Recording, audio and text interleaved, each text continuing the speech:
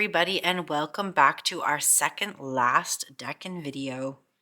I'm in my pajamas and I'm ready to head to bed, but first we're going to do the second last video, which is Pisces 2. So I always like to spend a little bit of time going over how these cards came across for me, and I'm not really entirely sure. I feel like the Eight of Cups was maybe a few different people in my life that were just having some complications and some different things that came up in their life. Did it apply to me? Kind of, maybe. But this one wasn't as obvious as most of the others have been. So, not entirely sure how that Eight of Cup energy came in for me, other than, like I said, there was a few couple situations that maybe that could have applied to, but most of them being personal, and I really honestly can't think of anything that like exactly applied to this. Other than, I think if I remember correctly, we talked about it being for voting, which voting did fall in this Decan, right? If I remember correctly, I believe that's what I ended up reading out of the book for you guys in the video, was it had something to do with voting. And that might have been a previous one. I don't know. It's late, and I've had a very long day, and my brain is kind of like on autopilot. So sorry if any of this doesn't make sense. We are obviously still in Pisces. It is a mutable sign. It is a water element. We know all that. These are still all the same over here. So we've got the Ace of Swords, the Page of Swords, and the King of Cups. And we have those in the Hermetic Tarot down here below as well too. But remember, the page in the Hermetic Tarot is called the Princess. We're going to switch out all these cards. We're going to see what the new stuff is that's coming in. The Moon is staying with us, but the Eight of Cups and the World are leaving. And we are bringing in the Nine of Cup energy. How awesome is that? With the Wheel of Fortune. I love seeing this card. And let's flip the Hermetic Tarots. So we've got the Wheel of Fortune is Lord of the Forces of Life. Nine of Cups is Lord of Material Happiness. And the Moon is ruler of flux and reflux. All right, so that's what we've got going on. That's what this Decan's going to be all about. And I am super pumped because this is my birthday Decan, and I'm so excited to see this guy. And I'm really happy about it. And generally, I have pretty good birthdays, right? So like, I feel good about that. Let's see what our planetary influence is, and it's Jupiter. Wow, we've got a whole bunch of bling bling happening, eh? All right, let's read about Jupiter. And then we'll get into the book and read about all of this that's happening. All right, so Jupiter. Okay, so Jupiter is the gorgeous daddy, the one to provide luck, good fortune, and benevolence. It expands horizons and bestows optimism. It encourages faith and lifts spirits high. Philosophy and meaning of life are its characteristics. Oh, and like that, like these two together, I feel is like such a special combination, and just makes it extra wishy and beautiful material things, right? It makes my Taurus, the Taurus in my chart, happy. Okay, let's get into Susan's book and let's see what she's saying about this. I do think that this is a rather lengthy chapter, and as usual, I'm just going to read the things that stood out to me or that resonated with me. Okay, so Nine of Cups, polished and golden, pose atop a draped display, looking for all of the world like the candles on a birthday cake. Go ahead, blow them out and make a wish. We have arrived at last at the famous card of wishes. Something magical is about to happen. Though, as always in magic, the casual mechanicism is shrouded from view. The Nine of Cups is the Lord of happiness, for what is happier than a moment when one believes one's fondest wishes is about to be fulfilled? Happier, you could even say, than the fulfillment itself, for in the anticipation lies much of the sweetness. In the Nine of Cups, last card of Jupiter in our journey, we find the greater benefit in small fettle.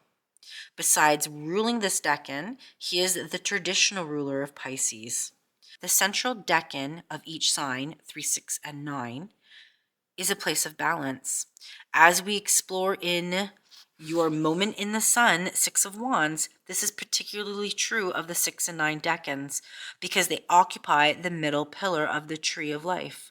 Last of these central decans is located in Pisces, teeming seas under Jove's benign watch, and the 9 of Cups is fortunate any way you look at it. To everyone's everlasting concernation, as we've noted before, it is the High Priestess card that corresponds to the moon as a traditional planet and a nocturnal luminary, not the moon card. Instead, the moon card corresponds to the zodiac sign of Pisces. This makes some intuitive sense since the moon rules the seas, home to all the fishes. On the card, we see a sea creature crawling up from the waters. The story of Pisces, the constellation, is the story of escape. Pursued by a monstrous serpentine typhon, Aphrodite and her son Eros turned themselves into fish and plunged into the river and fled.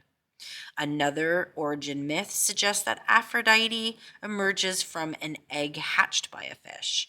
Either way, the goddess has connection to the world's waters. As well as the sign of the world's waters, she is exalted at 27 degrees Pisces. As the saying, plenty more fish in the sea, implies fish imply abundance, wealth, and a certain amount of luck. Each time he casts a line into the sea, the fisherman trusts chance far more than the farmer. In the Lenormand decks, the card of the fish signifies financial matters, markets, business transactions. Innumerable are the myths of magic and the sea. Fish swallow gold rings, only to turn them up into inevitable plot devices for royal feasts. Messages travel vast distances in bottles, washing up on distant shores. Talking fish grant 3 wishes to foolish fishwives. In all the cases, the fish with its glittering scales signify a powerful change of fortune, to be grasped quickly or lost forever. The nature of this change is fleeting and mutable, like the sign of Pisces itself. It may come down to following a serendipitous hunch, like Harry Potter following his instincts after downing a lucky dose of potion.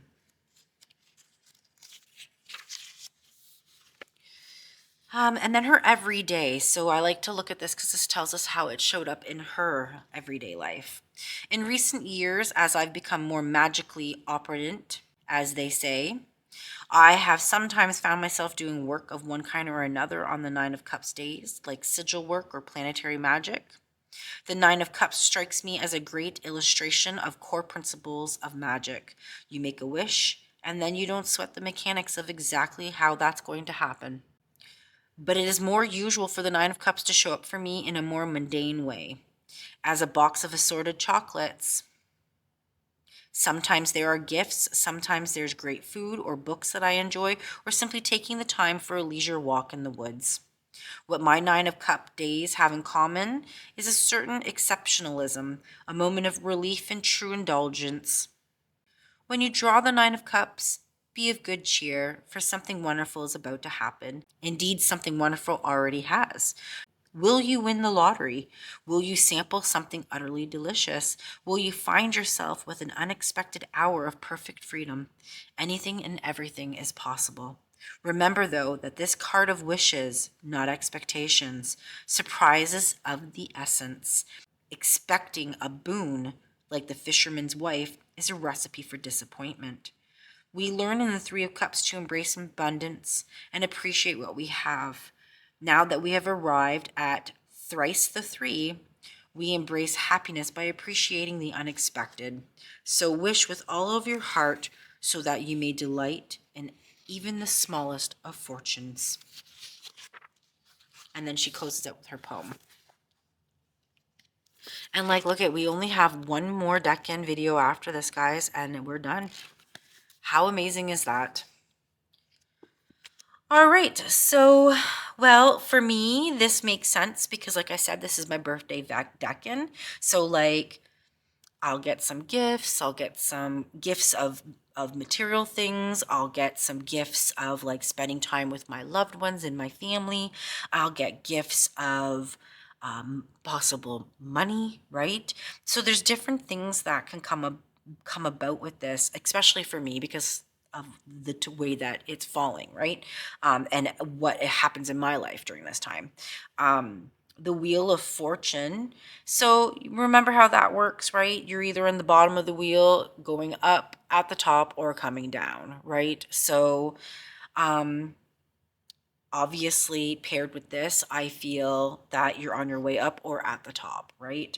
And then the moon, that's that uncertainty of where it's going to come from or what's going to happen or how it's going to happen, right? So really interesting stuff.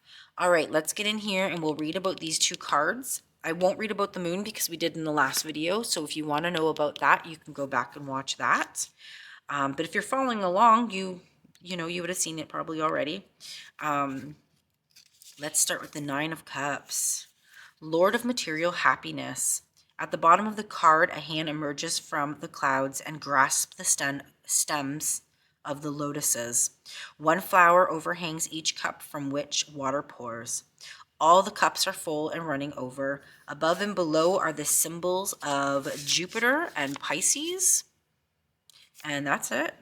That's all they got to say about this card. And if I can get my camera to focus, that is what's going on there. Whole bunch of lotuses pouring out water and everything's full and flowing. And then the Wheel of Fortune. Lord of the forces of life. The wheel of all life is presided over by the sordid Sphinx of Egypt. The letters tarot, T-A-R-O, brackets, in brackets T, appear at the four directions of the wheel and also form the word rhoda, meaning wheel. The glyph at the center of the wheel is the seal of Ezekiel, and the symbol for Jupiter appear in the cushion at the bottom. The letter Kaf means palm of the hand, in the lines of which one good fortune may be read. All right, and we've seen this one before, but it's been a while. All right, there we go. There's the Wheel of Fortune card.